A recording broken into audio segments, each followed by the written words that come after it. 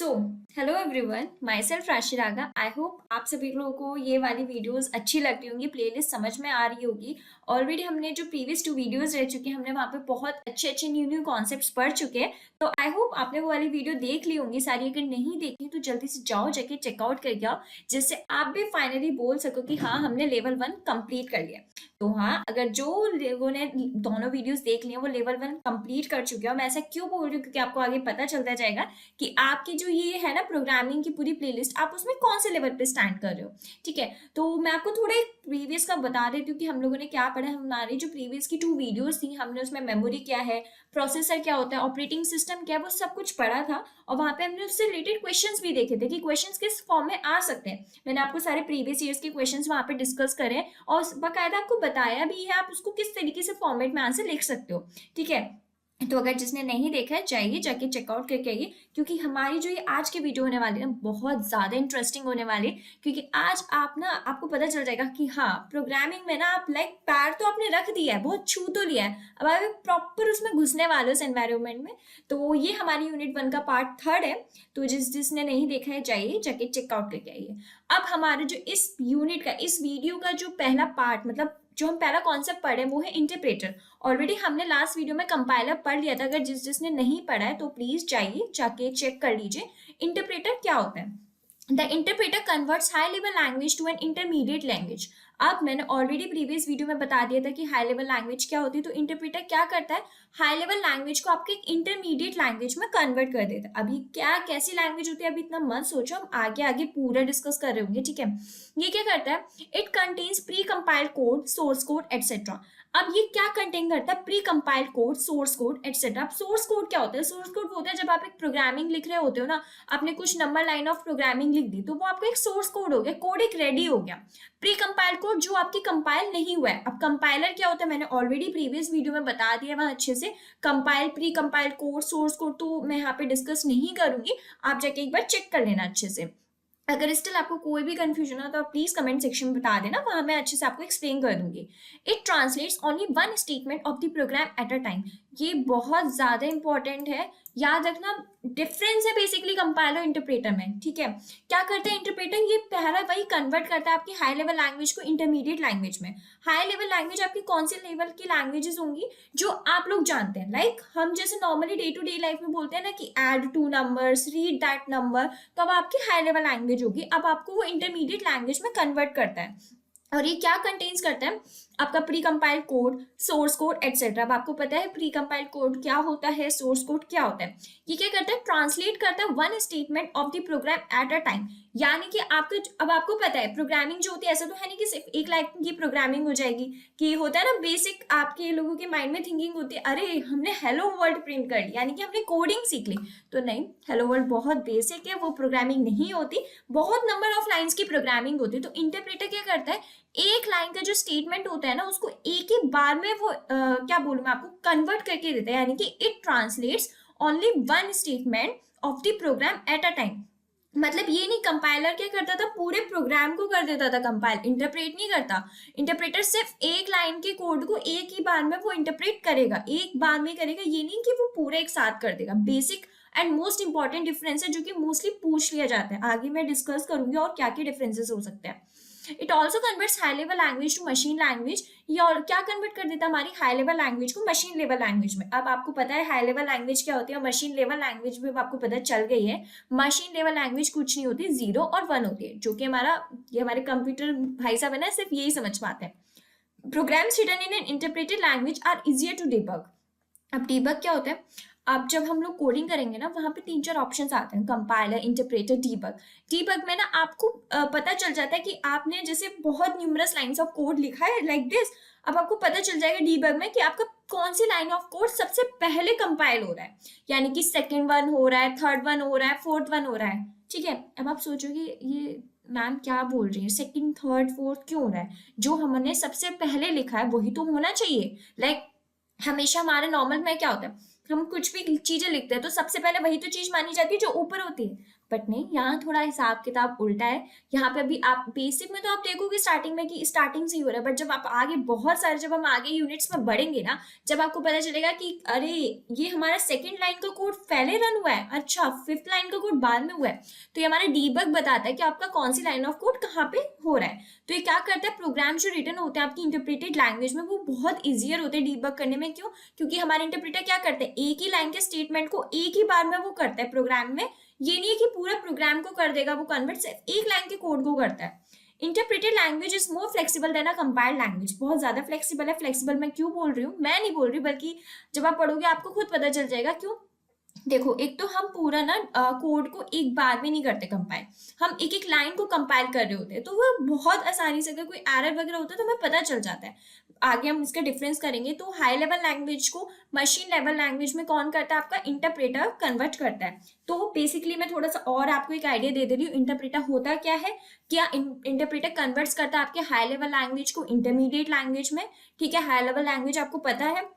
अब क्या कंटेन्स करता है, प्री कंपाइल्ड कोड होता है, सोर्स कोड होता है और एटसेट्रा। ये क्या करता है, मोस्ट इंपॉर्टेंट चीज जो आप अगर कुछ भी भूल जाओ तो ये चीज तो नहीं भूलनी है, ये क्या ट्रांसलेट करता है, वन स्टेटमेंट को of the program at a time, यानी कि एक स्टेटमेंट को पूरे प्रोग्राम में एक ही बार वो करेगा कन्वर्ट। ये क्या also convert high level language to machine level language. ये हाई लेवल लैंग्वेज को भी ना मशीन लेवल लैंग्वेज में कर देता है। हाई लेवल लैंग्वेज पता है, मशीन लेवल लैंग्वेज पता है आपको। जो प्रोग्राम्स होते हैं रिटर्न होते हैं ना इंटरप्रेटेड लैंग्वेज में, वो इजियर होते हैं डीबग। डीबग क्या होता है मैंने अभी आपको बता दिया कि आपको पता चल जाता है आपका कौन सी लाइन ऑफ कोड सबसे पहले कंपाइल हो रहा है। ठीक है, और जो प्रोग्राम रिटर्न होते हैं ना आपकी इंटरप्रेटेड लैंग्वेज में, बहुत इजीली कंपाइल हो जाते, मतलब डीबग हो जाते हैं। क्यों? रीजन यही है, आपका एक बार में एक लाइन ऑफ कोड हो रहा होता है तो आपको पता होता है कि वो किस मतलब कौन सी लाइन का किधर होगा आपका कंपाइल। ठीक है, इंटरप्रेटेड लैंग्वेज बहुत ज्यादा फ्लेक्सिबल होती है as compare to the compiled language. ठीक है, तो ये हमारे एक बेसिक एक शॉर्ट सा मैंने आपको बताया कि इंटरप्रेटर होता क्या है, फैमिलियर हो गया आप इंटरप्रेटर से। ठीक है, अब मोस्ट इंपॉर्टेंट चीज जो मैंने बोला, difference between compiler and interpreter. बहुत कंफ्यूज हो जाते हैं लोग, स्टार्टिंग में इवन मैं भी कंफ्यूज हो जाती थी कि कंपाइलर क्या होता है, इंटरप्रेटर क्या होता है, जब मेरे टीचर मुझसे पूछ लेते थे। तो आप लोग कंफ्यूज मत हो ना, कंपाइलर इंटरप्रेटर बहुत इंपॉर्टेंट चीज है। कंपाइलर तो बहुत ज्यादा, without this you can't run your program. ठीक है, जब आप आगे अपना कोई भी टेक्स्ट एडिटर करोगे डाउनलोड, जब आपको पता चलेगा कंपाइलर एग्जैक्टली होता क्या। ठीक है, कंपाइलर वर्सेस इंटरप्रेटर। कंपाइलर क्या है, a compiler translate the compiled source program in a single line. मैंने बोला ना, पूरा एक ही बार में वो महाराज कंपाइल करके दे देंगे।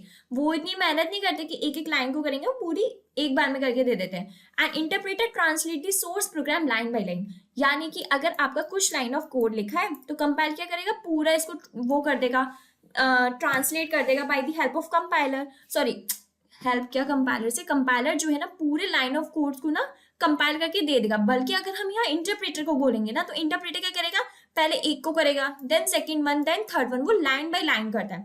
जो कि बेसिक मैंने आपको अभी प्रीवियस स्लाइड में बताया था, बहुत बेसिक सा डिफरेंस, और ये बहुत ज्यादा पूछ लिया जाता है। तो कंपाइलर और इंटरप्रेटर में तो ये डिफरेंस आपको याद ही रखना है। कंपाइलर क्या करेगा, पूरे कोड को एक ही बार में कर देगा, इंटरप्रेटर क्या करेगा, लाइन बाय लाइन करेगा। ठीक है, कंपाइलर फास्टर होता है, ठीक है, क्योंकि वो पूरे कोड को एक बार में कर रहा है, इंटरप्रेटर एक एक लाइन को कर रहा है, ये स्लोअर है।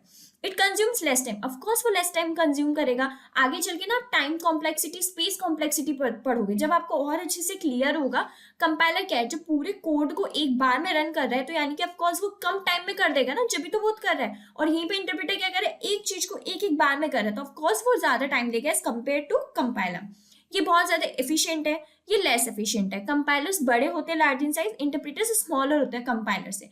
तो बेसिक डिफरेंस आपको पता चल रहा होगा, यही है कि इंटरप्रेटर क्या करता है, एक एक लाइन को वो करता है, ट्रांसलेट करता है। कंपाइलर क्या करता है, पूरे सोर्स कोड को कर देता है। तो आई होप सो अब आपको अच्छे से समझ में आ गया होगा what is compiler, what is interpreter, what's the difference between compiler interpreter. Compiler मैंने ऑलरेडी आपको लास्ट वीडियो में बता दिया था, आप अच्छे से एक बार चेक कर लेना। इंटरप्रेटर मैंने अभी आपको बता दिया, और उन दोनों के बीच में बेसिक से आपको डिफरेंस बता दिया। अब जो क्वेश्चंस कुछ बढ़ते प्रीवियस ईयर्स क्वेश्चंस में जो पूछे गए on the basis of compiler interpreter. पहला question, what is the difference between compiler interpreter. अब आपको पता चल गया, अगर ये क्वेश्चन आएगा तो आप आसानी से कर दोगे। Right a short note on compiler interpreter, ये भी आप कर दोगे। शॉर्ट नोट लिखना है इंटरप्रेटर कंपाइलर में, यानी कि आपको उसके मेन पॉइंट्स बताने हैं। कंपाइलर लास्ट वीडियो में मैंने आपको पढ़ा दिया था, इंटरप्रेटर अभी पढ़ा दी, तो आप अभी आसानी से अच्छे से कर सकते हो वाली चीज। और ये मोस्ट इंपॉर्टेंट है, ठीक है, ये आपके सारे प्रीवियस ईयर्स में आए हुए क्वेश्चन है, तो प्लीज इसमें फोकस्ड रहना, ठीक है। ये नहीं सिर्फ आप एक एग्जाम पॉइंट ऑफ व्यू से पढ़ो, जब आप आगे भी अगर आपको प्रोग्रामिंग में मतलब इंटरेस्ट आएगा ना, तो बहुत बेसिक चीजें जो पूछ ली जाती है इंटरव्यू में, तो मेक श्योर दैट थिंग कि आपको ये चीजें याद है। अब हम बढ़ते हैं अपने नेक्स्ट टॉपिक पे, लोडर एंड लिंकर। जैसे कंपाइलर और इंटरप्रेटर का हमने पढ़ा ना साथ साथ, वैसे हम लोडर और लिंकर का भी पढ़ेंगे। विदाउट दिस आपका जो प्रोग्राम है ये भी नहीं हो पाएगा। तो मैंने बोला ना, हम प्रोग्रामिंग से पहले की सारी तैयारियां कर रहे हैं। जैसे हम एग्जाम में बैठने से पहले सारी तैयारी करते हैं ना, तो वैसे हम प्रोग्रामिंग में घुसने से पहले ना सारी तैयारियां हो रही हैं। तो लोडर लिंकर क्या होता है? Linker is a special program that combines the object files generated by compiler or assembler and other pieces of code to originate an executable file has .exe extension। ठीक है, आपको लोडर और linker का वहां पे यूज समझ में आएगा जब आप टेक्स्ट एडिटर यूज करोगे, फॉर एग्जांपल VS कोड। अब आप सोचो कि टेक्स्ट एडिटर क्या होता है? किसी भी प्रोग्रामिंग लैंग्वेज आपकी नॉर्मल कोड नहीं हो सकती है, आपको उसके लिए नोटपैड की जरूरत पड़ेगी, या फिर आपको टेक्स्ट एडिटर यानी कि VS कोड जैसे विजुअल स्टूडियो कोड, जहां पे आप अपना कोड लिखो और रन के ऑप्शन पे क्लिक करो और आपका पूरा आउटपुट निकल के आ जाए। अब वो चीज कैसे होगी? वहां पे आपके 3-4 ऑप्शंस आते हैं। कंपाइलर आपकी हेल्प करता है, इंटरप्रेटर हेल्प करता है, एंड सेम लोडर और लिंकर। विदाउट एक्सटेंशन आपकी फाइल तो चल ही नहीं पाएगी। अब वो क्या है मैं बताती हूँ। लिंकर क्या होता है? सबसे पहले लिंकर है आपके एक स्पेशल प्रोग्राम है जो कंबाइन करता है आपकी ऑब्जेक्ट फाइल्स को, जो कि जनरेट होती है बाय कंपाइलर। अभी मैंने आपको बताया था कंपाइलर क्या करता है, पूरे कोड को एक बार में कंपाइल कर देता है। तो वो जो कंपाइलर क्या करता है, एक ऑब्जेक्ट फाइल क्रिएट कर देता है। अब आप इतना मत सोचना कैसे क्या क्रिएट करते हैं, बिकॉज ये हमें इतना डीप में नहीं समझना, हमें ऊपर ऊपर का ओवरव्यू लेना है, क्योंकि हमारा जो मेन पॉइंट है, हमें प्रोग्रामिंग कैसे होती है, हम प्रोग्राम कैसे रन करें, वो हमारी इंपॉर्टेंट चीज है। तो हम उसके ऊपर नहीं जाएंगे, हम मोटा मोटा ना उसके ऊपर से पढ़ते जाएंगे। इफ अगर हमसे किसी ने पूछ लिया तो मैं ब्लैंक नहीं होना है, हमें बताते हुए चलना है, ठीक है। तो लिंकर क्या है? एक स्पेशल प्रोग्राम है जो क्या करता है। लिंकर ना, आपको नाम से समझ में आ रहा हो, लिंकर यानी कि लिंक, यानी कि किसी चीज को आपस में जोड़ना, ठीक है। तो लिंकर एक स्पेशल प्रोग्राम है जो कंबाइन करता है ऑब्जेक्ट फाइल्स को, यानी कि कुछ ऑब्जेक्ट फाइल्स है, यानी कि एक ऑब्जेक्ट फाइल इधर है, एक इधर है, यानी कि उन सारी ऑब्जेक्ट फाइल्स को कंबाइन करते हैं। अब वो किससे जनरेट होती है? कंपाइलर से जनरेट होती है, जिसको हम असेंबलर भी बोल सकते हैं, या फिर कुछ अदर पीसेस ऑफ कोड। मैंने बताया ना, बहुत सारे पीस ऑफ कोड हो सकते हैं। एक ये है आपका ऑब्जेक्ट फाइल, एक ये, या फिर ये कोड पड़ा है, उन सबको एक साथ लिंक करता है, कंबाइन करता है। क्यों करता है? To originate an executable file, जिससे वो एक प्रॉपर फाइल बना के दे सके। अब कंपाइलर महाराज ने तो ये प्रोग्राम रन करके दे दिया, इन्होंने एक फाइल तो बनाई नहीं। अब ये एक लिंकर का काम है ना, कि अगर आपको आगे आउटपुट चाहिए, आउटपुट आपको बिखरे बिखरे में थोड़ा ना मिलेगा। लाइक 2 मिनट पहले आपका आ रहा है हेलो, आपने सपोज हेलो वर्ल्ड प्रिंट करा, 2 मिनट पहले आपका आ रहा है हेलो, फिर 1-2 मिनट बाद वर्ल्ड आ रहा है। ऐसे थोड़ी ना करना, हमें तो साथ में चाहिए ना, हेलो वर्ल्ड साथ में चाहिए। तो हमारे कंपाइलर ने अपना काम करके दे दिया, आउटपुट निकाल के दे दिया। अब लिंकर का काम है, जो आपको सोर्स कोड मिले हैं, सोर्स कोड नहीं ऑब्जेक्ट फाइल्स मिली, उनको कंबाइन करेगा वो, ठीक है, लिंक करेगा, जिससे आपको एक पूरी एग्जीक्यूटेबल फाइल बना के देख सके। और उसका एक्सटेंशन क्या होता है? .exe extension. Most important thing याद रख लेना कि अगर आपकी कोई भी फाइल है ना ये, ठीक है, इसके फाइल का एक्सटेंशन क्या होगा? .exe एक्सटेंशन, ठीक है। In the object file, linker searches and append all libraries needed for execution of file। अब ऑब्जेक्ट फाइल में लिंकर किस चीज को सर्च करता है? अब कंपाइलर ने एक ऑब्जेक्ट फाइल बना के दे दी, अब वो क्या सर्च करेगा कि इसमें क्या हो? तो वो उस ऑब्जेक्ट फाइल में क्या सर्च करता है? आपकी लाइब्रेरीज जो कि नीडेड होती है एग्जीक्यूशन ऑफ फाइल। अब वो फाइल रेडी कर रहा है, अगर उस फाइल में ये वाली लाइब्रेरी जरूरत है, उसको चाहिए एग्जीक्यूट जब ही हो पाएगी ये वाली फाइल, जब ये वाली लाइब्रेरी होगी। तो वो लिंकर उस ऑब्जेक्ट फाइल से ना वो वाली लाइब्रेरी ले लेता है। लाइब्रेरी क्या होती है? डोंट वरी, जैसे हम आपको समझाऊं, हम कुछ भी चीज कर रहे होते हैं, हम लाइक फॉर एग्जाम्पल अपने फोटोज वगैरह स्टोर कर रहे होते हैं, ठीक है। तो हम अपने कहाँ स्टोर करते हैं? गैलरी में जाते हैं, या फोटोज वाले फोल्डर में जाते हैं जो मेल से कनेक्टेड होता है। तो वो जब हुई तो होती है ना आपकी, जब मेल आईडी उस पर कनेक्टेड हो, है ना। तो अगर आपको कोड चाहिए तो आपकी हेडर फाइल लाइब्रेरी उसमें होनी जरूरी है, जिससे पूरा डेटा आपको उधर हो, या फिर लाइब्रेरी के कुछ फीचर्स वगैरह अगर आप एक्सेस कर सके तो वो। डोंट वरी, इतना मत परेशान होना क्या पढ़ा रही हूँ मैं। अब जब हम आगे कोडिंग करेंगे ना, तो एक एक चीज मैं आपको एक्सप्लेन करूंगी। जब हम पहले कोड लिखेंगे ना, तो मैं आपको उसकी एक एक लाइन एक्सप्लेन करूंगी कि क्या होता है क्या नहीं। सो डोंट वरी, अभी बस अपना दिमाग इस चीज पर लगाओ कि कंपाइलर क्या है, इंटरप्रेटर क्या है, लिंकर क्या होता है, लोडर क्या होता है, ठीक है, जिससे आप स्टार्टिंग की ना चीजें समझ पाओगे। इन द ऑब्जेक्ट फाइल, ये मैंने बता दिया कि linker search for the libraries which are needed for the execution of file. It also merges two or more separate object programs and establish link among them. मैंने बताया linker के name से समझ में आ रहा है लिंक करना, किसी चीज को जोड़ना. तो वो क्या करेगा, अगर एक इधर ऑब्जेक्ट प्रोग्राम पड़ा है, आपका एक इधर ऑब्जेक्ट प्रोग्राम पड़ा है, तो उसको ना कनेक्ट कर देगा, लिंक कर देगा आपस में. तो ये हमारा काम किसका है, ये हमारा काम लिंकर का है. नाउ अब हम लोडर के कुछ काम देख लेते हैं. Loader is a special program that takes input of executable files from linker, loads it into the main memory and prepare the code for the execution by the computer. मैंने बोला ना, जैसे हम कंपाइलर और इंटरप्रेटर को साथ पढ़ते हैं, वैसे ही हम लिंकर और लोडर को साथ पढ़ेंगे. लिंकर ने अपना काम कर दिया. लिंकर ने क्या करा, जो भी कोड निकल के आया था ना कंपाइलर से, वो ऑब्जेक्ट फाइल्स में, तो उसने सारी ऑब्जेक्ट फाइल से कुछ कोड को कंबाइन करा, ठीक है, या फिर कुछ उसमें से जरूरत की फाइल्स, लाइब्रेरी चाहिए थी तो उसको लिया जो कि फाइल के एग्जीक्यूशन के लिए जरूरी थी, और फिर उन सारी चीजों को बना के एक एग्जीक्यूटेबल फाइल में दे दिया जिसका एक्सटेंशन होता है .exe. किसको दे दिया, लोडर को दे दिया. बोला कि लोडर मैंने अपना काम कर दिया, now it's your time to do your work, जिससे हम हमारे यूजर को एक प्रॉपर डिजायरेबल आउटपुट दे पाए. अब लोडर क्या करता है, loader is a special program जो take input of executable files from linker, जो कि लिंकर ने ऑलरेडी रेडी कर दी executable files, loads it into the main memory. तो लोडर क्या, नाम से ही पता चला, लोडर यानी कि लोड, अपना जो फाइल वगैरह है ना, कहीं तो जाके वो लोड करेगा ना, तो वो कहाँ लोड कर देता है, मेन मेमोरी में. अब आपने प्रीवियस वीडियोस देखी होंगी तो आपको सब पता होगा कि मेमोरी क्या कैसे वर्क करती है, मेन मेमोरी में क्या फंक्शंस, क्या टाइप्स होता है. अगर जिसने नहीं देखी तो प्लीज प्रीवियस वीडियो जाके देख लो, इसलिए मैं बोल रही हूँ, नहीं आएगा समझ में, एक एक वीडियो आपस में लिंक्ड है, ठीक है. तो वो कहाँ लोड कर देता है, मेन मेमोरी में लोड कर देता है और प्रिपेयर करता है कोड को, जो हमारी फाइल में ऑफकोर्स कोड होगा, ठीक है. तो उसने फाइल को कहाँ लोड कर दिया, मेन मेमोरी में लोड कर दिया.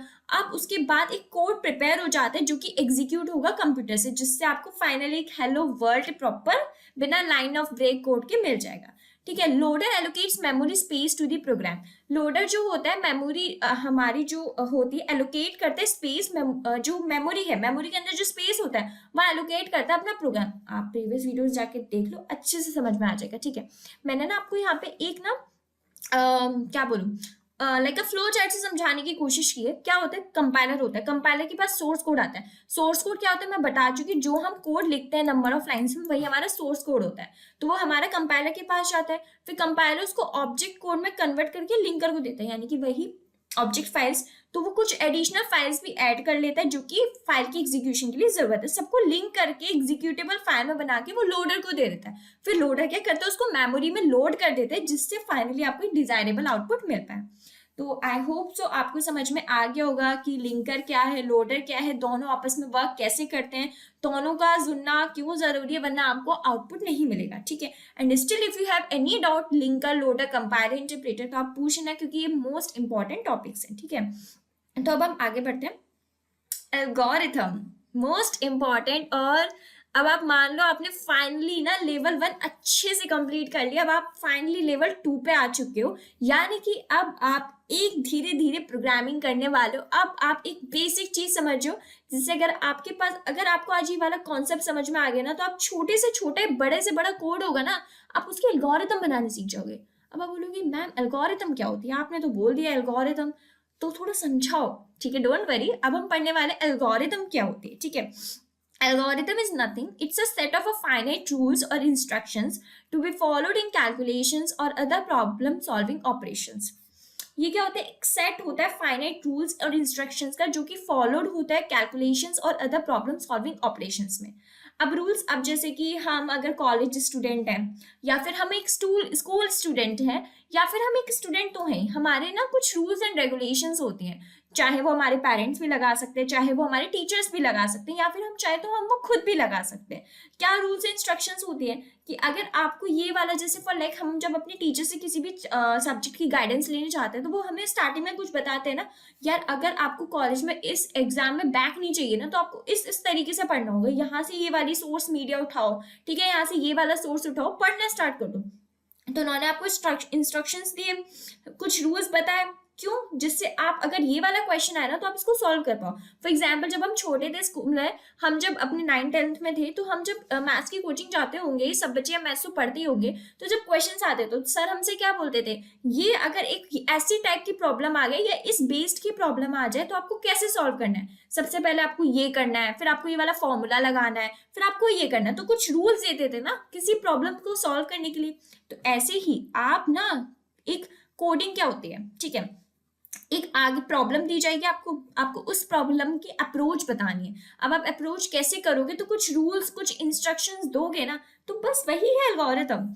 एल्गोरिथम क्या है? A set of finite rules या इंस्ट्रक्शंस टू बी फॉलोड, जो आप फॉलो करते हो कैलकुलेशंस करने में या फिर कुछ प्रॉब्लम सॉल्विंग ऑपरेशंस। वही प्रॉब्लम सॉल्व करना है, कोई भी क्वेश्चन आ गया तो उसकी अप्रोच क्या है, वही आपकी एल्गोरिथम है। तो आपको पता चल गया होगा एल्गोरिथम क्या है। अगर आपके पास कोई भी क्वेश्चन आ जाए, कुछ भी आ जाए, उस क्वेश्चन को आप कुछ follow set of finite rules या इंस्ट्रक्शन से कैसे कैलकुलेट कर सकते हो, कैसे क्या कर सकते हो, वही आपका बस एल्गोरिथम है, ठीक है। एल्गोरिथम, आपको ऑफ कोर्स कुछ इनपुट मिलेगा, इनपुट में क्या होगी, वो प्रॉब्लम होगी, फिर आप उसके लिए कुछ रूल्स बनाओगे जो आप उसको फाइनली कुछ एक एक्सपेक्टेड आउटपुट दे पाओ, जो आपको इनपुट मिला है, देन आपको एक आउटपुट मिल जाएगा। तो आपको पता चल गया होगा, बेसिक आइडिया आ गया होगा कि आउटपुट होता, सॉरी, आपकी एल्गोरिथम होती क्या है, ठीक है। अब आप बोलोगे कि आपने ये तो बता दिया एल्गोरिथम क्या होती है, हम एल्गोरिथम का यूज कहाँ कर सकते हैं। लाइक हमें थोड़ा आपने बोला था कि अगर हम देखें स्टार्टिंग की वीडियोस में, प्रोग्रामिंग कोडिंग हमारे आसपास डेली टू डेली लाइफ में होती है। तो आप बताएं कि हम एल्गोरिथम का कैसे यूज कर सकते हैं। आपने बोला ना कि अब हम लेवल 2 पे आ गए, यानी कि प्रोग्रामिंग के एक और स्टेप पास आ गए, तो वो कैसे हम इसको यूज कर सकते हैं। तो यूज के एल्गोरिथम का कंप्यूटर साइंस, जो स्टूडेंट्स कंप्यूटर साइंस की ब्रांच से होंगे, खैर वो तो बहुत अच्छे से जानते होंगे, या जो स्टूडेंट्स 11th और 12th में कंप्यूटर साइंस होगी वो भी जानते हैं।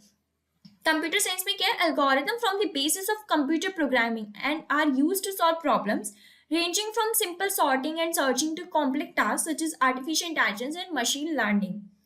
क्या बोल दिया आपने, ये क्या है, sorting, searching, AI, artificial intelligence, machine learning, क्या है ये? हम तो ये मान के चल रहे हैं, आप तो हमने बोला था कि हम तो बिल्कुल बिगनर्स है, तो आप अच्छे से बताइए, ठीक है। एल्गोरिथम क्या है, लाइक अभी जो मैं आपको ना एक डेली लाइफ की एग्जांपल देती हूँ, ठीक है। अभी एक मूवी बहुत ज्यादा फेमस हो रही है, ठीक है, और आई थिंक किसी किसी ने वो मूवी देख भी ली होगी, ठीक है। वो मूवी का नेम है तेरी बातों में कैसे उलझा जिया, ठीक है। उसमें एक रोबोट है सिफ्रा। अब अगर जो हम उस मूवी के उसमें नहीं जाएंगे, ठीक है, हम जो आपसे बोले क्या उसमें जो रोबोट है, वो रोबोट कैसे रेडी हो गया, क्या उसके पीछे की प्रोसेस रही होगी, ठीक है। रोबोट रेडी हुआ है by the help of AI and machine learning. आप आजकल सुन भी रहे होगे कि यार एआई बहुत बढ़ गया, चैट जीपीटी नाम का आपने टूल सुना होगा, जहाँ पे अच्छे अच्छे होते हैं, बहुत सारे एआई टूल्स आ गए। तो उनके पीछे की एल्गोरिथम क्या है, वो जो रोबोट बना है उसके पीछे का जो प्रोग्राम लिखा गया, उसके पीछे की एल्गोरिथम क्या है, कैसे लिखा गया, कैसे बना गया, हमें उस पर ध्यान नहीं देना वो रोबोट क्या था क्या नहीं, हमें ये देना है कि उसके पीछे की एल्गोरिथम क्या रही होगी, क्या उसमें यूज किए गए होंगे, क्या कॉम्प्लेक्सिटी आई होगी, क्या हमने और number of numerous lines of codes लिखे होंगे। तो वही है हमारी एल्गोरिथम। हमने ऐसे ही थोड़ी ना रोबोट तैयार कर दिया, हमने पहले उसके लिए एक एल्गोरिथम सोची होगी, यार अगर हमने ये वाला उसको आउटपुट दें, हमें कुछ ऐसा देना होगा इनपुट कि अगर कुछ ये सामने वाला दे ना तो वो ऐसे रिएक्ट करे। हमने कुछ एल्गोरिथम तो बनाई होगी ना। तो वही है, एल्गोरिथम क्या करता है आपका कंप्यूटर प्रोग्रामिंग में, यूज हेल्पफुल होता है प्रॉब्लम्स को सॉल्व करने में। चाहे वो उसकी रेंज क्या हो सकती है, simple sorting, sorting and searching आपके ना डीएसए के टर्म्स होते हैं। डीएसए आपका यानी कि डेटा स्ट्रक्चर एल्गोरिथम, ठीक है। सर्चिंग और सॉर्टिंग अभी आप इस पर ध्यान मत दो, बेसिकली आप ये समझ लो एक नाम है। अब आपके क्या रेंज हो सकता है, सिंपल सॉर्टिंग सर्चिंग की प्रॉब्लम हो या फिर उससे ज्यादा कॉम्प्लेक्स प्रॉब्लम हो, जैसे कि आर्टिफिशियल इंटेलिजेंस, मशीन लर्निंग की, आपकी एल्गोरिथम वहां पे भी हेल्पफुल रहेगी। अब आपको समझ में आ गया होगा, मैंने आपको एक डेली लाइफ का एग्जांपल दी है, एल्गोरिथम कहाँ हेल्पफुल रह सकती है और कहाँ नहीं, ठीक है। सेकंड आते हैं मैथमेटिक्स।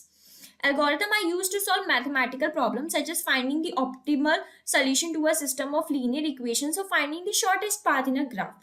अब मैथमेटिक्स में मैंने बताया ना, कितनी भी गंदी से गंदी या टफ से टफ प्रॉब्लम हो ना, आपको वो हेल्प करने में, सॉल्व करने में आपके एल्गोरिथम हेल्पफुल रहती है। जैसे कि finding the optimal solution. Optimal solution मतलब होता है आपका, यानी कि ऑप्टिमल सॉल्यूशन आपका एक वैसा सॉल्यूशन हो गया, आप मान लो कि हम बोलते हैं ना कि शॉर्ट टाइम में आप हमको ये वाला आउटपुट दे दो, वो वाला, कि हमें कम टाइम में बेस्ट वाला आउटपुट चाहिए, तो वही आपका होता है ऑप्टिमल सोल्यूशन। ठीक है, चाहे वो आपका लीनियर इक्वेशंस का हो सकता है या फिर शॉर्टेस्ट पाथ निकालना ग्राफ में। ग्राफ में शॉर्टेस्ट पाथ, ये क्या है? फिर से ये हमारी डीएसए का टर्म है, इतना भी हमें नहीं सोचना है। बस ये सोच लो मैथमेटिक्स में भी हमारी एल्गोरिथम काम की जाती है, और वो कैसे यूज हो सकती है, या फिर हमें एक छोटी सी प्रॉब्लम का अप्रोच पता करना हो कि सिस्टम ऑफ लीनियर इक्वेशन दे रखे, हम उसको कैसे अप्रोच करें, उसकी ऑप्टिमल सोल्यूशन यानी कि best solution with in a short period of time क्या होगा, तो वहां पे आपकी एल्गोरिथम यूज होती है। या फिर आपको एक शॉर्टेस्ट पाथ निकालना है ग्राफ में, तो वहां पे आपकी यूज होती है। Third one, artificial intelligence. Algorithms are the foundation of artificial intelligence and machine learning. मैंने बताया ना, कुछ भी काम होता है, चाहे वो बड़ा से बड़ा रोबोट हो या फिर आप कुछ नया टूल, नया कुछ भी बना रहे होगे ना, with the help of artificial intelligence and machine learning, वहां पे एल्गोरिथम बहुत ज्यादा इंपॉर्टेंट रोल प्ले करता है। ठीक है, and are used to develop intelligent system that can perform tasks such as image recognition, natural language processing and decision making। जो बोलते हैं ना कि जैसे आजकल बहुत चल गया फेस डिटेक्टर ऑनलाइन, जैसे अगर आपको पता होगा आजकल जो पहले इंटरव्यूज के राउंड होते थे ना, वो फेस टू फेस होते थे या फिर मीट के जरिए होते थे, बट आपका जो रेज्यूमे होता था एक प्रॉपर पहले ह्यूमन बीइंग देखता था, बट अब आपका रेज्यूमे प्रॉपर एक ह्यूमन बीइंग नहीं देखता। आपको ये वाली चीज पता होनी चाहिए। अगर जब आप इंटरव्यूज के लिए अप्लाई करते हो ना, तो वो जो आपका पहले रिज्यूमे है ना, शॉर्ट लिस्टेड होता है एपीआई की हेल्प से।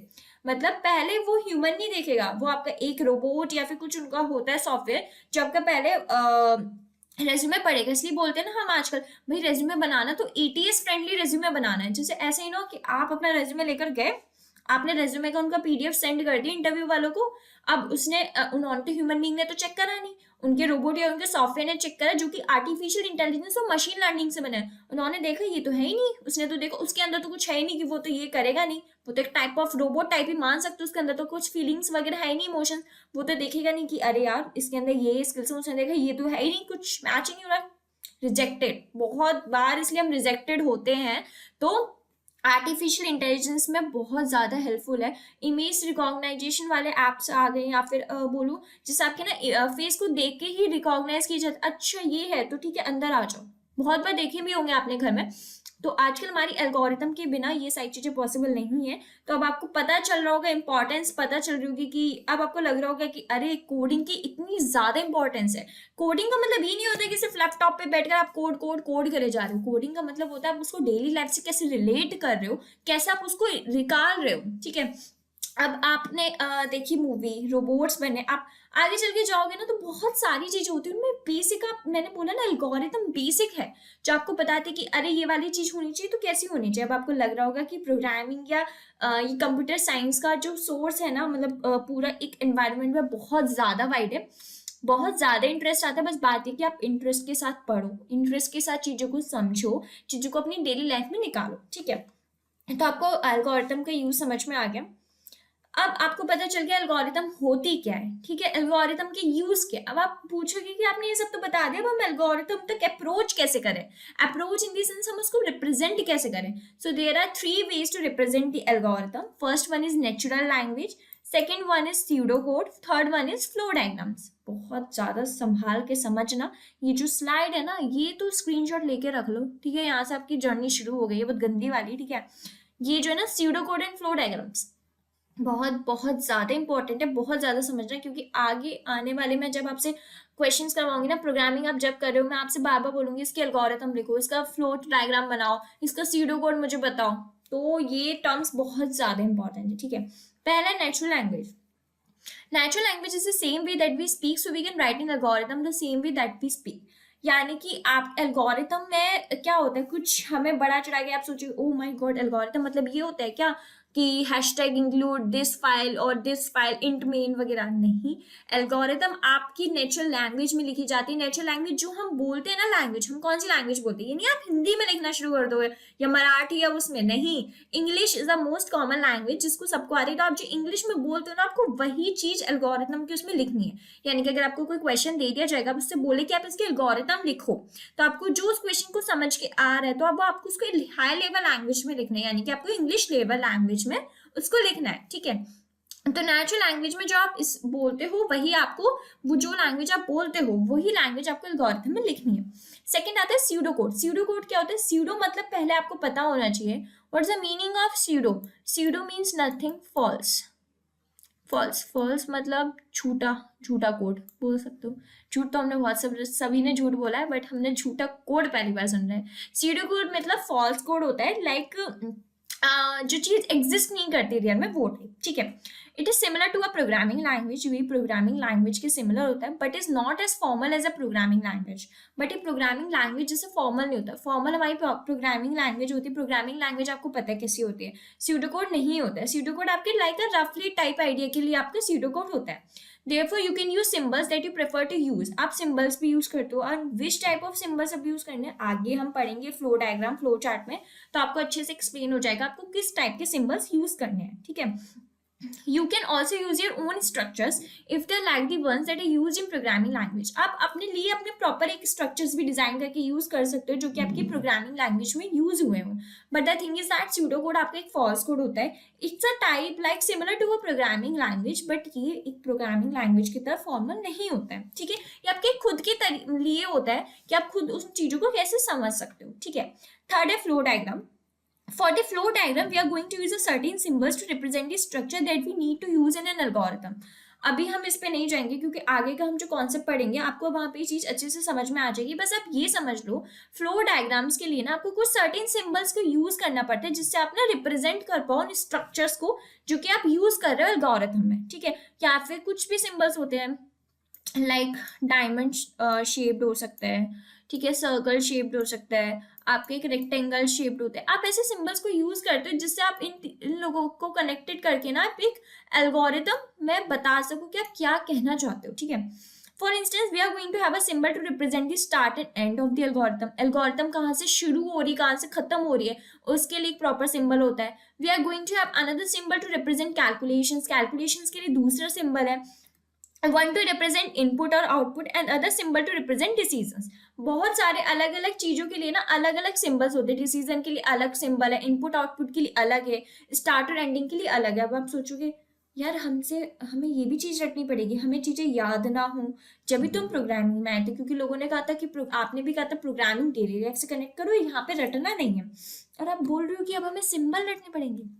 नहीं, आपको सिंबल नहीं रखने पड़ेंगे। आप क्या कि आप जो भी चीज मतलब पढ़ोगे ना, बार बार वो उस चीज को करोगे, क्योंकि आप फ्लो डायग्राम्स एल्गोरिथम तो ऐसा है, आप जितनी बार करोगे ना उतनी बार ये चीज आएगी, तो आपको याद करने की कोई जरूरत नहीं है। आप बार बार उन चीजों से जाओगे ना तो वो आपको ऑटोमेटिकली याद हो जाएंगी। एंड प्रोग्रामिंग में यही वाली अच्छी बात होती है कि आपको कोई चीज रटनी नहीं होती। एक दो चीज हो सकती है जो मे भी आपको रटनी पड़े, बट इतनी नहीं होती, ठीक है। तो बाबा उन चीजों से गो थ्रू कर रहे होते हैं तो माइंड में ऑटोमेटिकली फिट हो जाती है। अगर नहीं भी होती ना तो जस्ट जाओ गूगल करो, बोलोगे ओ गूगल तो करते नहीं है, ऐसा कुछ नहीं होती। क्योंकि सबको पता है कि प्रोग्रामिंग या कंप्यूटर साइंस का जो वो है ना स्ट्रीम, वो बहुत बहुत वास्ट है। वहां पे आप चीजें रट नहीं सकते हो। चीजें नई डेली टू डेली ना नए नए चीजें आती रहती है। क्या पता आज एक नया सॉफ्टवेयर आया हो, आज किसी ने पूरे वर्ल्ड में कुछ नया करके दिखाया होगा कंप्यूटर साइंस में, क्या पता कल ने किसी और ने नया करके दिखाया। तो ऐसा थोड़ा ना हम डेली बेसिस पे नई नई चीज याद रख करते रहेंगे, तो नहीं ना। जस्ट सिंपली जो चीज आपसे आसानी से आप बार बार करते हो वो चीज तो ऑटोमेटिकली याद हो जाती है, वो चीज करो। Otherwise just go to the Google and Google करके चीजें पता लग जाती है, ठीक है। अब ये भी मत समझना अरे आपने तो बोल दिया गूगल करना, तो अब हम कुछ याद मतलब समझेंगे भी नहीं, जस्ट जाएंगे इंटरव्यू पे बोलेंगे और वो कुछ भी बोलेगा हम गूगल करके बता देंगे, ऐसा भी नहीं करना है, ठीक है। अब पता है आपको क्या, आप समझदार हो, ठीक है। तो अब आपको पता चल गया होगा एल्गोरिथम्स को कैसे रिप्रेजेंट करते हैं। नेचुरल लैंग्वेज होता है, स्यूडो कोड होता है, फ्लो डायग्राम्स होता है, ठीक है। What are the characteristics of an algorithm? Algorithm की कैरेक्टरिस्टिक्स क्या होती हैं? यहाँ पे मैंने आपको एक फ्लो डायग्राम बना दिया, हम आगे अभी और इसके प्रॉपर एक एक पॉइंट डिस्कस करेंगे, ठीक है। वेल डिफाइंड इनपुट होना चाहिए, ये नहीं कि कुछ भी अजीब गरीब सा इनपुट दे रहे जो हमें समझ ही नहीं आ रहा है। वेल डिफाइंड इनपुट, ऐसा तो इनपुट होना जो हमें समझ में आ रहा हो। क्लियर एंड एम्बिगुअस होना चाहिए, कि ढंग से होना चाहिए, भी नहीं कि हमें कुछ पता ही नहीं चल रहा है क्या मतलब है क्या मतलब नहीं, वो सब कुछ नहीं। लैंग्वेज इंडिपेंडेंट होना चाहिए, ये नहीं है कि प्रॉपर जो एल्गोरिथम होगी वो C++ लैंग्वेज में होनी चाहिए, या सी में होनी चाहिए, या जावा या पाइथन। लैंग्वेज इंडिपेंडेंट हो, चाहे हम कुछ भी कर रहे हो किसी भी लैंग्वेज में कर रहे हो, किसी लैंग्वेज पे डिपेंड ना हो। वेल डिफाइंड आउटपुट होने चाहिए। ऑफकोर्स जब वेल डिफाइंड इनपुट होंगे तो वेल डिफाइंड आपको आउटपुट भी तो देना पड़ेगा ना। बल्कि हमारा यूजर जो है, जो कि नॉन कंप्यूटर साइंस ब्रांच से या नॉन उस ब्रांच से, तो कैसे समझेगा। फाइनाइटनेस होनी चाहिए, ठीक है, फीजिबल होना चाहिए। तो ये कुछ हमारे एल्गोरिथम्स की कैरेक्टरिस्टिक्स हैं जो बोलते हैं ना कि कुछ खूबियां होनी चाहिए। तो ऐसी हमने कुछ खूबियां बताई हैं एल्गोरिथम के अंदर कि ये खूबियां तो होनी ही चाहिए, ठीक है। तो अब हम डिटेल में पढ़ेंगे। Clear and ambiguous. The algorithm should be ambiguous. Each of its steps should be clear in all aspects and must lead to only one meaning. मैंने बताया ना कि कुछ भी ना हो, स्टेप्स तो क्लियर होना कि वो हमसे हमारा जो इनपुट है वो हमसे क्या बोलना चाह रहा है, सो दैट वो एक ही तरफ इशारा करे, फिर हम अपने प्रॉपर के एल्गोरिथम लेके उनको एक प्रॉपर डिजायरेबल आउटपुट दे पाए। वेल डिफाइंड इनपुट होने चाहिए। If an algorithm says to take input, it should be well defined inputs. It may और मे नॉट टेक इनपुट, ठीक है, वेल डिफाइंड होने चाहिए। अगर इनपुट दे रहा है यूजर तो वो दे, अगर बोल रहा है कि मैं नहीं दूंगा तो वो साफ मना कर दे कि आपको यूजर से बाद में इनपुट लेना है। तो आपको ये चीजें वेल डिफाइंड होना चाहिए, वरना ये नहीं कि वो दे रहा है या नहीं दे रहा है आप डाउट में, ये चीज नहीं होनी चाहिए, ठीक है। well defined output, the algorithm must clearly define what output will be yielded and it should be well defined as well. It should produce at least one output. मैंने बोला जब इनपुट होगा तो आउटपुट भी वेल डिफाइन होना चाहिए कि क्या इसका मतलब है, और जो आउटपुट होना चाहिए वो एक ही आउटपुट होना चाहिए। आगे बहुत न्यूमरस आउटपुट्स भी आते हैं बट एटलीस्ट एक आउटपुट, आउटपुट कभी भी जीरो नहीं हो सकता, ठीक है, कि कुछ इनपुट नहीं दिया और आपको कुछ आउटपुट ही नहीं है, ऐसा नहीं हो सकता। आउटपुट हमेशा एक तो होगा ही होगा। finiteness, the algorithm must be finite, that it should terminate after a finite time. यानी कि ये अगर जैसे आपने एल्गोरिथम लिखी है लाइंस में, तो ये वाली लाइन इतने टाइम बाद टर्मिनेट होगी, तो उसको प्रॉपर एक टाइम होना चाहिए, वो उसी टाइम में टर्मिनेट होनी चाहिए। पता चले बोल दिया कि पहले जो आपकी लाइन लिखी गई है वो 2 सेकंड बाद टर्मिनेट होगी, सेकंड लाइन आपकी 4 सेकंड के बाद होगी, पता चल रही वो फर्स्ट लाइन आपकी 4 सेकंड हो गई बट वो टर्मिनेट ही नहीं हुई है। ऐसी चीज नहीं होनी चाहिए, जितना टाइम बोला है ना वो उतने टाइम में टर्मिनेट होनी चाहिए, फाइनाइटनेस होनी चाहिए। Next one is feasible. The algorithm must be simple, generic, and practical such that it can be executed with the available resources. It must not contain some future technology or anything. Algorithm बहुत simple होनी चाहिए, मतलब मैंने बताया ना, अगर कोई non उस ब्रांच से भी है ना तो भी आपकी algorithm देख के समझ पाए कि उसमें क्या लिखा है। नेचुरल लैंग्वेज होनी चाहिए और एग्जीक्यूट होनी चाहिए अवेलेबल रिसोर्स, यानी कि उसमें कुछ फ्यूचर टेक्नोलॉजी वगैरह कुछ ऐसी नहीं होनी चाहिए, ठीक है। Input an algorithm has zero or more inputs. Each that contain a fundamental operator must step zero or more inputs. Algorithm में कोई इनपुट हो भी सकता है, कोई इनपुट नहीं भी हो सकता। जैसे मैंने बताया ना, यूजर का मन है, यूजर अगर आपको इनपुट देना चाहते हो स्टार्टिंग में तो वो दे देगा, अगर मन नहीं है तो वो जीरो इनपुट दे देगा, बोलेगा बाद में चल के लेना, ठीक है। इनपुट आपका जीरो हो भी सकता है। Output and algorithm produce at least one output. Every instruction that contains a fundamental operator must accept zero more input. मैंने बताया ना, आपका इनपुट जो है वो आपका जीरो भी हो जाए कोई दिक्कत नहीं है, बट आउटपुट आपका जीरो हो ही नहीं सकता। ऐसा तो पॉसिबल ही नहीं है कि कुछ इनपुट हो या ना भी हो, मतलब अगर बाद में चल के तो आप उसको दोगे ना इनपुट, तो वो जीरो तो इनपुट आउटपुट आ ही नहीं सकता, कुछ ना कुछ एटलीस्ट वन आउटपुट तो होगा ही होगा, ठीक है। अब ये क्वेश्चन आया प्रीवियस ईयर में, what are the good characteristics of algorithm, और मैंने आपको यहाँ पे सारी अच्छी अच्छी बातें एल्गोरिथम के बारे में बता दी हैं। अगर मतलब इस टाइप का इससे रिलेटेड क्वेश्चन है, आप आसानी से कर सकते हो कि एल्गोरिथम क्या होता है, उसकी क्या कैरेक्टरिस्टिक्स होती हैं, ठीक है। अब आपने एल्गोरिथम क्या होता है पढ़ लिया, एल्गोरिथम को हम कैसे रिप्रेजेंट करते हैं पढ़ लिया, एल्गोरिथम का क्या यूज है पढ़ लिया, एल्गोरिथम की कैरेक्टरिस्टिक्स क्या, सब पढ़ ली। अब आप सोचोगे मैम बस भी करो, हमने बहुत बहुत ले लिया कि एल्गोरिथम इंपॉर्टेंट है, एल्गोरिथम ये है। नाउ इट्स टाइम कि आप एक कुछ क्वेश्चन दो और हम उसको समझे कि एल्गोरिथम लिखते कैसे हैं, ठीक है। तो एक क्वेश्चन मैंने यहाँ पे लिया है, हाँ जो है, write the algorithm for addition of 2 numbers. हमें एल्गोरिथम लिखनी है, किस क्वेश्चन क्या है, एडिशन करना है 2 नंबर्स के, यानी कि एक नंबर ये है और दूसरा नंबर ये है, इन दोनों का आपको एडिशन वाली एल्गोरिथम लिखनी है, ठीक है। तो इनपुट, ठीक है, पहला जो ये है ना हमारी, ये हमारे बेसिकली स्टेप्स हैं, मतलब जो मैंने आपको आप इनको बोल सकते हो एलओसी। एलओसी मतलब लाइन ऑफ कोड, आगे चल के पढ़ोगे, इतना ध्यान मत दो, 1 2 3 है बेसिक, ये समझो नंबरिंग है। इनपुट में 2 नंबर्स होंगे, num1 और num2। ऑफ कोर्स जब 2 नंबर्स का एडिशन बोला तो 2 नंबर्स होंगी। पहला आप स्टार्ट करोगे एल्गोरिथम, ठीक है, आपने डिक्लेयर कर दिया सम को 0। अब आप 2 नंबर को कहीं तो स्टोर करोगे, num1 है num2 है, अब इनका सम जो आएगा कहीं तो स्टोर करोगे ना, तो आपने इसके लिए एक वेरिएबल बना लिया सम। वेरिएबल क्या होता है सोचोगे, मत समझो, ठीक है, अभी इतना मत समझो, आगे हम पढ़ेंगे आसानी से। तो मैं अभी आपको एक एल्गोरिथम का आइडिया दे रही हूँ क्या होता है, क्योंकि आप बोलोगे ना कि आपने सब कुछ तो पढ़ा दिया, आपने बताया ही नहीं एग्जाम्पल, तो बस I am just giving you an example. अगर समझ में नहीं आया तो इतना ध्यान नहीं देना है, ठीक है। आपने क्या करा, डिक्लेयर कर दिया सम को 0, ये आप ये इस पे ध्यान मत दो अभी, ठीक है। आपने दो इनपुट लिए, नंबर num1 और num2 स्टार्ट किया, ठीक है। फिर आपने डिक्लेयर कर दिया सम को 0। फिर आपने पहला नंबर रीड किया, रीड मतलब नंबर कुछ डाला जो आपको होगा, फिर सेकंड नंबर डाला। फिर आपने फाइनली ऐड करा नम को और उसका रिजल्ट असाइन कर दिया, उसका रिजल्ट वेरिएबल सम है। मैंने बोला था ना सम आपने एक स्टोर करने के लिए इन दोनों का सम के लिए बनाया था, जो आपका रिजल्ट आया आपने उसको किस में भेज दिया, सम में भेज दिया। आपने सम प्रिंट करवा दिया, स्टॉप करवा दी, बात खत्म हो गई और नंबर आपका सम आ गया। अब आपसे अगर कोई, इस पे ध्यान मत दो, ठीक है। अगर मैं आपसे बोलूं आपको दो नंबर का सम करवाना है तो आप क्या बोलोगे, ठीक है, आप हमें पहला नंबर देना, आप हमें दूसरा नंबर देना।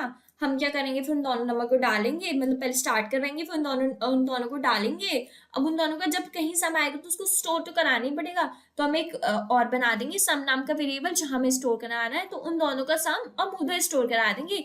अब जब हमें आंसर मिल गया है तो हम फाइनली स्टॉप कर देंगे, हमारा आउटपुट आ गया।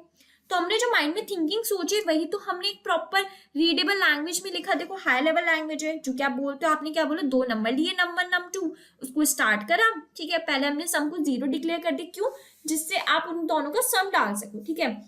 आपने नंबर 1 को पढ़ा, नंबर 2 को पढ़ा, फिर उन दोनों नंबर को प्लस ऐड करा और उसका जो रिजल्ट था आपने वेरिएबल सम में डाल दिया। फिर आपने सम को प्रिंट कर दिया और देन फाइनली आपने उसको स्टॉप कर दिया और आपका आउटपुट आ गया, ठीक है। अगर जिसको समझ में आ गया हो दैट्स वेरी नाइस, अगर जिसको समझ में नहीं आया हो तो प्लीज डोंट वरी, हम आगे और भी नंबर ऑफ क्वेश्चंस करेंगे। अभी बस आप इसको as like for example purpose के लिए ले लो, ठीक है, कि हाँ इस तरीके के हम एल्गोरिथम ऐसे लिखते हैं, ठीक है। तो आई होप अभी तक आपको मोस्ट इंपॉर्टेंट टॉपिक जो एल्गोरिथम होता है हमने कवर कर लिया है, वो आपको अच्छे से समझ में आ गया होगा। अब हम बढ़ते हैं फ्लो चार्ट। फ्लो चार्ट क्या होता है, मैंने बताया था ना, फ्लो डायग्राम्स जब हमने वेज देखे थे फॉर रिप्रेजेंटिंग एल्गोरिथम, तो फ्लो डायग्राम बाद में आएगा, सबसे पहले फ्लो चार्ट आता है। What is flow chart? Flow chart is a type of diagram, diagram के तरीके से होता है जो कि रिप्रेजेंट करता है आपका वर्क फ्लो प्रोसेस। यानी कि आपने एल्गोरिथम सोच ली कि अच्छा अच्छा ऐसे ऐसे होगा, अब आप उसको रिप्रेजेंट भी तो करोगे ना डायग्रामेटिक फॉर्म में, तो वही काम आपका सिर्फ फ्लो चार्ट करता है। फ्लो चार्ट क्या करता है, डायग्राम की तरह आपको वर्क फ्लो या प्रोसेस को रिप्रेजेंट कर रहा होता है। A flowchart can be defined as a diagrammatic representation of an algorithm. Algorithm की diagrammatic representation होती है step by step approach to solve a task, ठीक है। मैंने बताया ना, आपके एल्गोरिथम दिए, आपने लाइंस में लिख दिया, अब उसको आप एक डायग्राम के थ्रू रिप्रेजेंट करना चाहते हो तो वहां फ्लो चार्ट का यूज करते हो, जिससे आप उसके स्टेप और आपने जो स्टेप बाय स्टेप प्रोसेस करी है ना, आप उसको एक्सप्लेन कर पाओ कि आपने ऐसा क्यों करा है और क्यों नहीं करा। डायग्रामेटिकल रिप्रेजेंटेशन होती है किसके, एल्गोरिथम की, फ्लो चार्ट, ठीक है। अब फ्लो चार्ट तो है, अब फ्लो चार्ट आप कैसे रिप्रेजेंट करोगे, आपने बोला डायग्रामेटिक, तो ऑफ कोर्स कुछ सिंबल्स कुछ डायग्राम तो आएंगी, तो यही हमारे डायग्राम्स होते हैं, flow chart diagram. Different types of boxes are used to make a flowchart symbols. All the different kinds of boxes are connected by arrow lines. Arrow lines are used to display the flow of control. अभी देखो, मैंने बताया ना, ये आप देख रहे हो ये फ्लो चार्ट के सिंबल्स हैं। स्टार्ट आपने यहाँ पे पढ़ा होगा, ये स्टार्ट, ठीक है, स्टॉप। अब आप तो ये आपका एक तरीके से ये वो हो गया, जब आप एल्गोरिथम में लिखोगे ये चीज, अगर आप ये चीज फ्लो चार्ट में लिखोगे तो आप देख रहे हो सिंबल बना हुआ है। स्टार्ट के लिए टाइप ऑफ एक कर्ली सर्कल टाइप के लिए, ओवल टाइप के लिए बना हुआ है, एंडिंग के लिए बना हो गया, देखो डिसीजन के लिए डायमंड शेप है। तो ये आपके ना फ्लो चार्ट के सिंबल्स होते हैं, और आप देख रहे हो किससे कनेक्टेड है, एक एरो लाइन से कनेक्टेड, जिससे फ्लो पता चल पा रहा है क्या, कि स्टार्ट के बाद अच्छा डिसीजन पे गया, डिसीजन के बाद दो उसकी कंडीशंस आ गई, प्रोसेस होगा, यहाँ भी प्रोसेस होगा। तो आप एरो लाइन से ना बेसिकली बता पा रहे हो कि फ्लो कहाँ जा रहा है, ठीक है। तो हमारी जो नेक्स्ट वीडियो होगी ना, हम इसमें और डिस्कस कर रहे होंगे फ्लो चार्ट। मैंने ना आपको एक बेसिक क्या बहुत हल्का सा ना टचअप टाइप दे दिया कि हाँ फ्लो चार्ट नाम की कुछ चीज होती है, जिसमें हम आगे सिंबल्स के बारे में बात कर रहे होंगे, ठीक है। तो अभी मैंने आपका जो मेन था एल्गोरिथम पढ़ाना, जो मैंने आपको पढ़ाया, ठीक है, आई होप सो आपको एल्गोरिथम वगैरह समझ में आया होगा और लेक्चर्स आपको अच्छे से पसंद आ रहे होंगे। जो आज हमारा मोस्ट इंपॉर्टेंट था कि इंटरप्रेटर क्या होता है, डिफरेंस क्या है इन दोनों के बीच में, लिंकर लोडर के बीच में क्या डिफरेंस है, फ्लो एल्गोरिथम क्या होती है, एल्गोरिथम को कैसे रिप्रेजेंट करते हैं, फ्लो चार्ट का हल्का सा इंट्रो हम आगे जो हमारी नेक्स्ट वीडियो होगी हम उसमें फ्लो चार्ट क्या होते हैं और डिटेल में पढ़ रहे होंगे। टिल देन आई होप आपको वीडियोस वगैरह पसंद आ रही होगा, कुछ भी डाउट हो तो आप प्लीज कमेंट सेक्शन में बता देना। Till then keep learning, keep exploring.